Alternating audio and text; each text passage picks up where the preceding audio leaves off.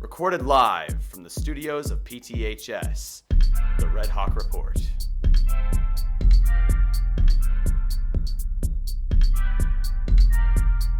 Sometimes they have a bunch of butter stuck in the bread. I had one earlier.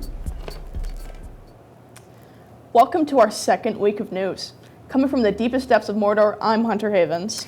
And I'm Leanna Peel. On today's show, we're presenting news on boys soccer, Pandamore, and the Nest. We've also got a profile of students from other countries here at PTHS. First off, congratulations to the boys' varsity soccer team. They defeated Any Wright last week by a score of 4-1. Sophomores Rennie Martin and Edu Martinez performed exceptionally well, scoring 3 points and 1 point respectively. Goalie Emilio Lopez blocked loads of shots, impressing the stands and making a spectacular first home game. Now we've got some big, cheesy news. The popular hotspot, Pandamore, has begun making their Uzi grilled cheese sandwiches again. Luckily for us, Pandamore has extended their hours from 7 a.m. to 7 p.m., selling their grilled cheese until 3 p.m. In other news from Uptown, here's a list of events. Coming up at the Nest, the cafe and social spot dedicated to supporting youth in Port Townsend.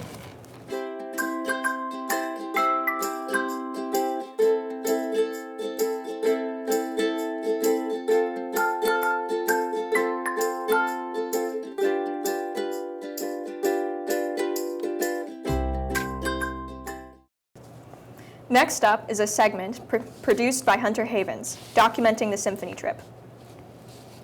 In the morning before our trip, we managed to sneak in one last practice before packing all of our instruments, where we immediately ran into problems with broken cello cases and barely fitting all of our large instruments into a bunch of vans and a precarious space under the bus. But finally, with all 60 symphony students loaded onto the bus, we began our hours-long journey towards Central Washington University in Ellensburg, with our first stop being in Seattle.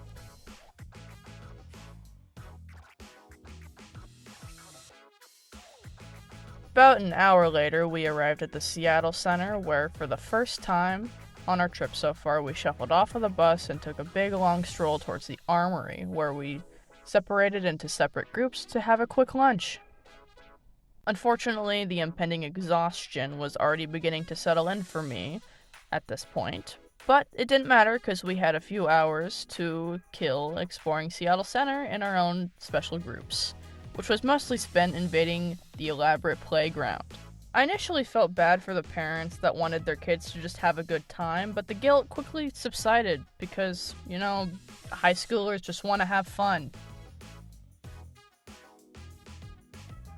After that, we all headed into Mopop, where I wasn't allowed to film, and at this point, I was ready to collapse at any second, even though it was only like 2 p.m., but at least everyone seemed to have a pretty good time.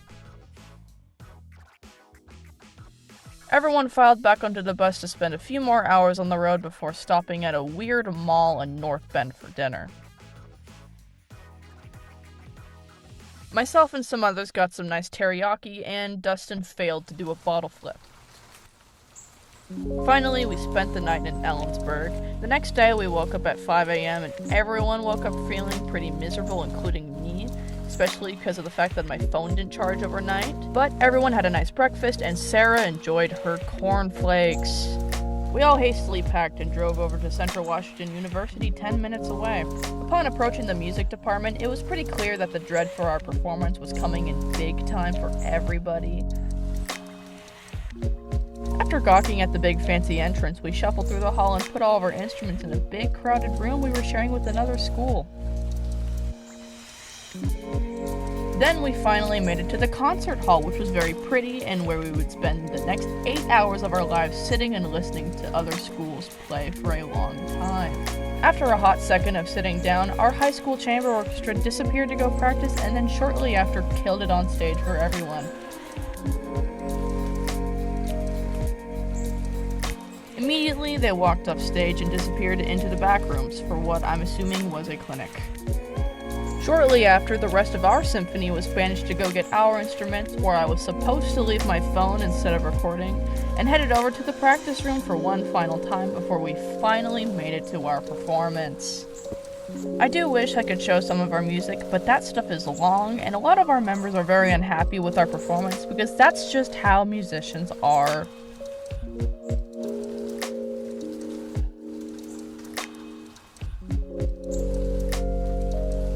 Now that everyone felt terrible after performing, we headed to have another quick lunch at the CWU Student Center before touring the beautiful campus with Miss Hageman's daughter.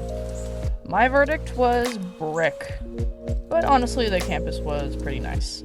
Again, we headed back to the concert hall for another 100 million years of listening to music until a mariachi band surprised us from the sidelines. Some professors played a pretty sweet arrangement for us as well, and finally the night was brought to a close when the CWU Student Symphony played the entire Firebird Suite. This was insane to watch because we played part of the Firebird Suite earlier this year, and hearing it played so professionally actually blew our minds.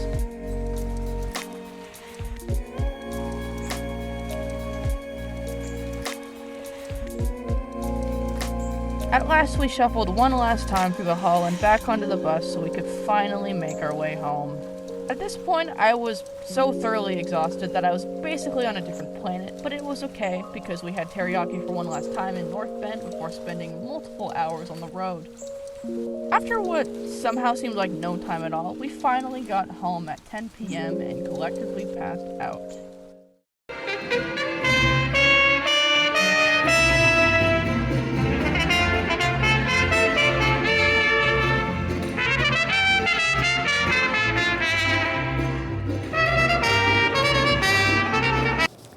Have you ever wondered if you could gain college credit without taking AP class?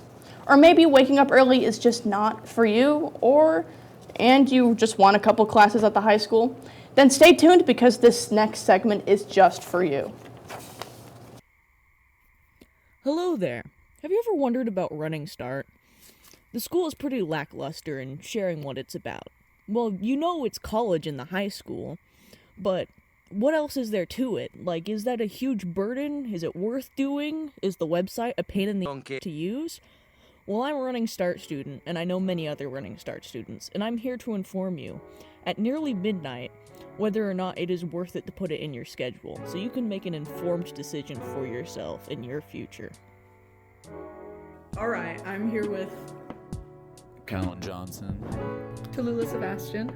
Char Santerre. And we're here to talk about Running Start. Alright, why did you take Running Start? It was very cost efficient. I can take more classes that way. Because my mom made me do it. It made it so I can finish pretty much all of my required credits in my junior year, and I can take all of the classes and pretty much do whatever I want my senior year. I wanted to get a feel for what college might be like. Haven't decided if I'm going or not. I just wanted to get college credit in case I do end up going. But no, genuinely, did you make the choice to take Running Start? I made the active choice to do it. It was definitely her suggestion, though. I probably wouldn't have done it otherwise, just because I didn't really know a lot about it or have the confidence to do it on my own. What classes did you take from Running Start? Fall quarter, I took U.S. history and English. Right now, I'm taking native plant propagation and psychology. Currently, I'm in Spanish 2, English 101, and Introduction to Stats 148. Introduction to podcasting, political science, American government, English 101, philosophical logic, and I'm using the fact that I took AP Bio last year as a prerequisite into a microbiology class that I'm very excited for. Spanish 2. Yeah. What would you say to somebody who is, considering Running Start? Would you warn against it, or how would you compare it to high school, both of those questions?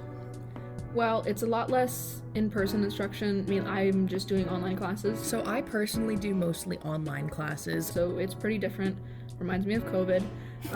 I have friends who are the opposite, and they pretty much only do in-person classes. And yeah, you need to have a good work ethic, and you need to be dedicated. Do you feel like you've made the correct choice by taking Running Start? For me, yeah, it was probably the right choice. I hate normal school as is, and so this gives me a little bit of leeway. It depends on the person. It might be worth, I think it's worth it for me.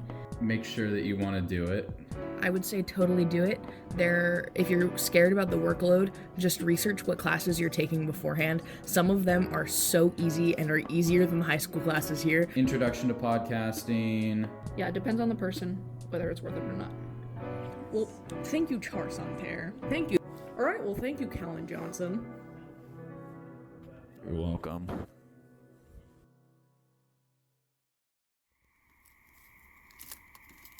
As a Running Start student, I do suggest Running Start. It's a great idea if you want to try out classes that aren't available at the high school, or if you just want to mess around and see what you're into.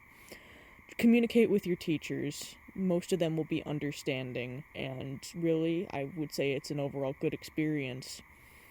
Of course, choose what you think is best for you. Thank you for watching. And now we have a short video produced by Azusa Cooney and Destiny Rosas. It gives us a look at students from other countries living here in Port Townsend. Hi, I'm Destiny Rosas. Today we're going to be interviewing a student that has lived abroad. Let's go meet Azusa Cooney. Hi, what's your name and where are you from? Hi, my name is Edo and I'm from Spain. What is it different from your country than US? Well, there are many differences. Like, for example, the lunch schedule. You guys have lunch at like 12 and we lunch at like 3 or like 2:30 p.m. So that's a big difference, yeah. What surprised you when you came here? I don't know. The school is also different. I think that surprised me a little bit. Like the classes. Like, for example, you have a culinary class. We don't have that in Spain, so that surprised me, yeah.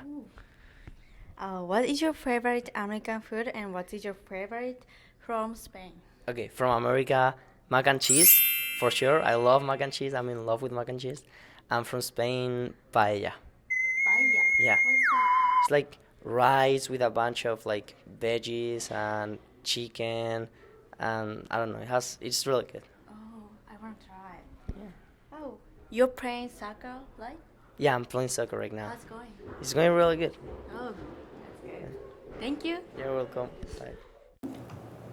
That's all for this week of news. Thanks for watching.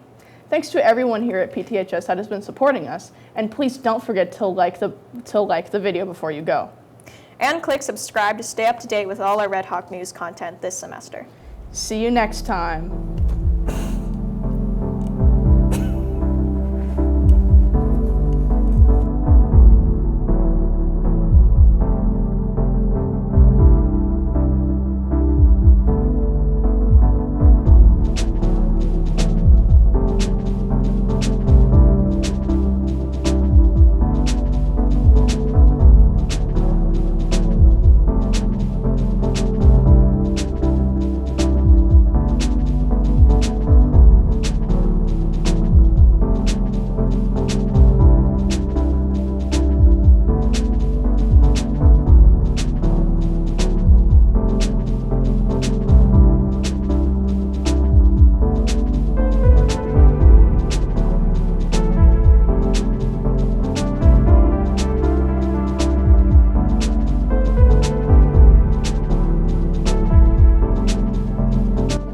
Chicken crossed the road. Because they wanted to get away from you.